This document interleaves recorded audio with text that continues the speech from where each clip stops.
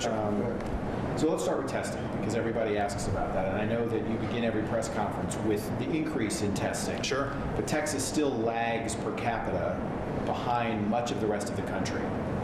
How aggressive is the state being in trying to ramp up the testing? Sure. Well, let's be clear. Texas ranks 7th in the United States in the number of tests administered. The only states that have administered more tests than Texas are those with more dire consequences with regard to the people in their states. They have all of the states that have tested more than Texas have more deaths than Texas. As a result, when the federal government was strategizing on where they were going to send all the collection and testing material to, obviously they had this urgency in New York, urgency in California, urgency in Washington, and now there's several other urgencies. So Texas is getting a share, but listen, that's missing the fact. The fact is this, because this comes from Dr. Birx, from Dr. Fauci, from Dr. Hellerstedt. We have more than enough testing data in order to form the models that we need to make the assessments and determinations based upon science and data to understand the correct strategy for Texas. And another thing that we know for a fact, and that is the number of deaths that we have in Texas that have any type of relationship to COVID-19. And the fact is, Texas has one of the lowest per capita death rates in the United States. In fact, even one of the lowest death rates, period. And so we should be, it's a good thing that we are not suffering the dire consequences that some other states are. That said, we do have the capability of continuing to test. There's also something else that people misunderstand. Sure. The purpose of a test is not to test everyone. Medically, it's a mistake to test everyone for this reason. If everyone is tested, almost everyone will test negative. The meaningfulness of that test evaporates the moment after that test result comes back. Because if you test negative today, an hour later, you could interact with someone that would cause you to test positive. The value in testing is twofold.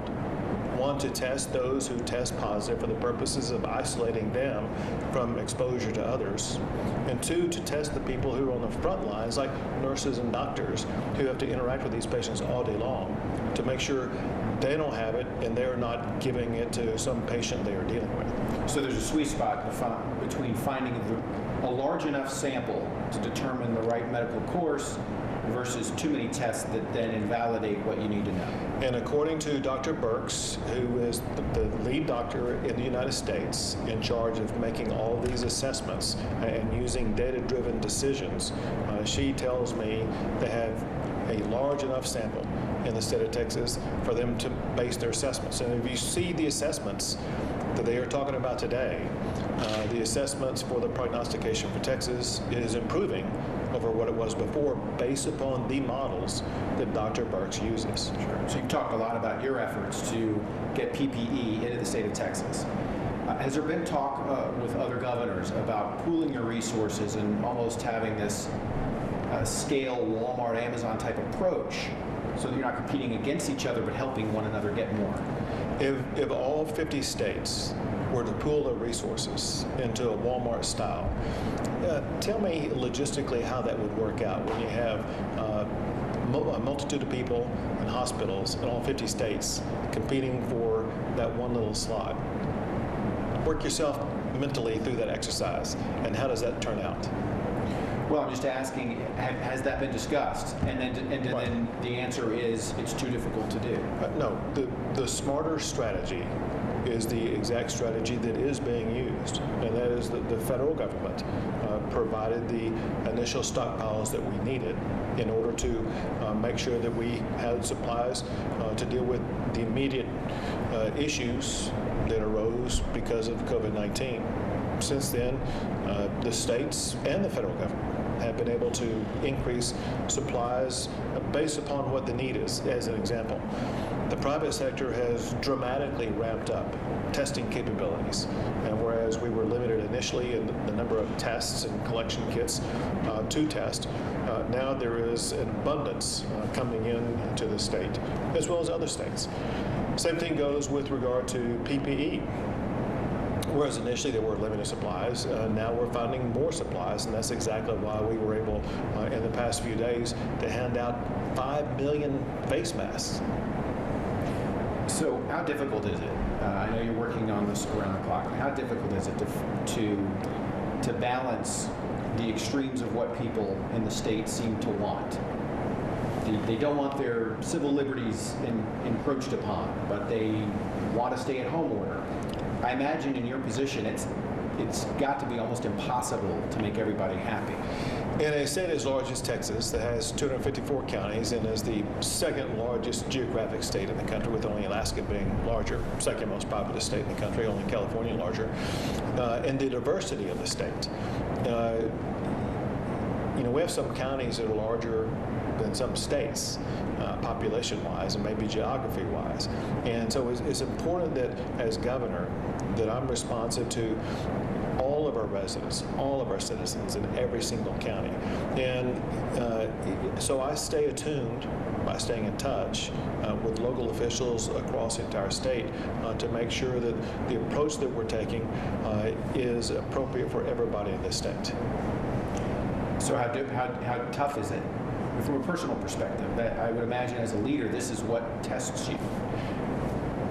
In a way, but it's the same thing that we do anytime we engage in legislation. A piece of legislation is something that touches everybody in the entire state. And so a member of one House district has one attitude about a piece of legislation that may be far different than in another geographic location. And so if you would, what we're doing right now in the decision-making process is exactly the same as we go through all the time in making decisions that affect everybody in this state.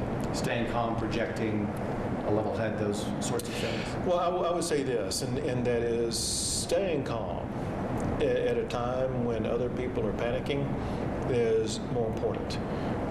I think there is a poem, if I recall correctly, from my college days by Rudyard Kipling named If, and that lays out, if you can keep your head while everybody else is losing theirs, things are going to work out just fine. And when there's panic about supplies or getting sick or looking at models that may be factually wrong, and it's important that as governor that I show what's in my heart, and that is I'm calm as we address these challenges, because I know everything is going to work out. I know that for an absolute 100% fact, a year from now, all of this is going to be gone, because a year from now, there will be immunizations so that nobody's going to have this challenge. But I also know for a fact by my discussions with Dr. Birx and other leaders like Dr. Fauci, et cetera, that we're going to have immunizations coming available here in the next few months. And that too will calm people. So this too will end, and it will end sooner than later. But I have to be clear about one thing. Despite hopeful things I may say, it's essential that everyone remember the distancing strategies that are in place in the state of Texas right now must continue to be followed for everyone's health and safety.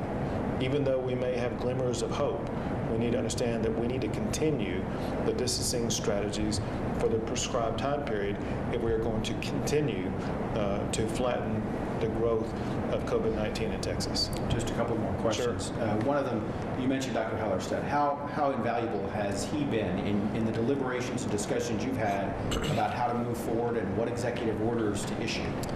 Having a doctor with experience in infectious diseases, especially having dealt with Ebola and things like that in the past, is extremely valuable. So this is a doctor who comes with a vast array of experience of dealing with challenges like this, but also dealing with all the public health authorities across the entire state of Texas. And so he is a tremendous asset to guiding me and guiding the state through this challenge.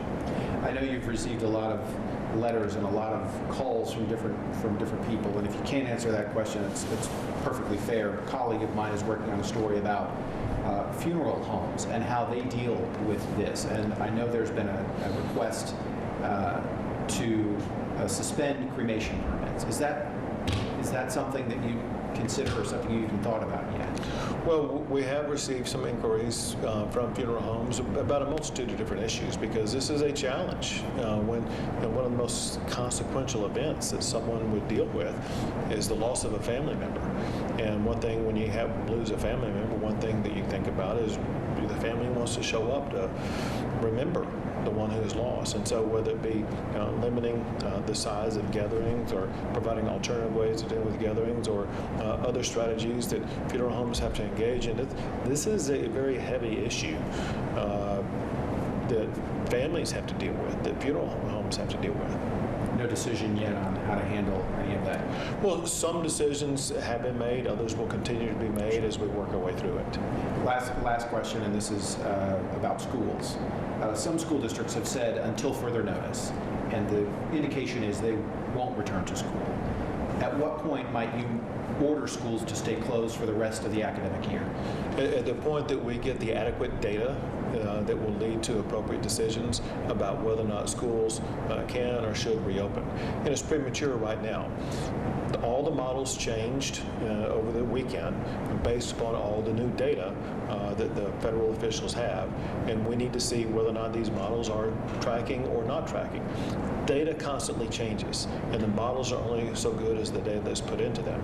And so we will have a better assessment by the middle of April about where we are, and if at all possible, we would very much like to open up the schools to make sure that our students are going to have the ability to complete a school year in an adequate fashion.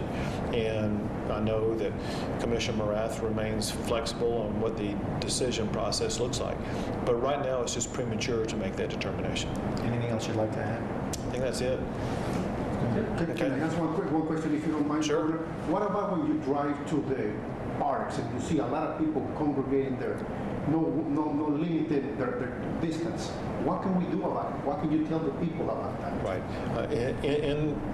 Under the Texas executive order, as well as the orders of whether it be Harris County or Dallas County or Travis County, pick a county, gathering in groups like that, whether it be in a park or other location, would be in violation of those orders. People need to understand that there are legal consequences to violating these orders, but more than that, people need to understand that as they congregate in groups, they are exposing themselves to an invisible danger that can take their life. And anybody who thinks that young people are immune to this is proven factually incorrect, because so many young people have been contracting COVID-19. And so if you care about your health, if you care about your life, and if you want to make sure you're here with us this time next year, you need to distance yourself from others just for the short period of time for the remainder of these orders through the end of April to make sure that you are not contracting COVID-19. Governor, thank you.